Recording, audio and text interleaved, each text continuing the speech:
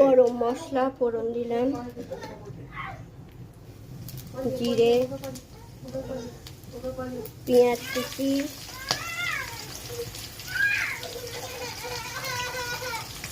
আদা, রসুন, টমেটো কুচি,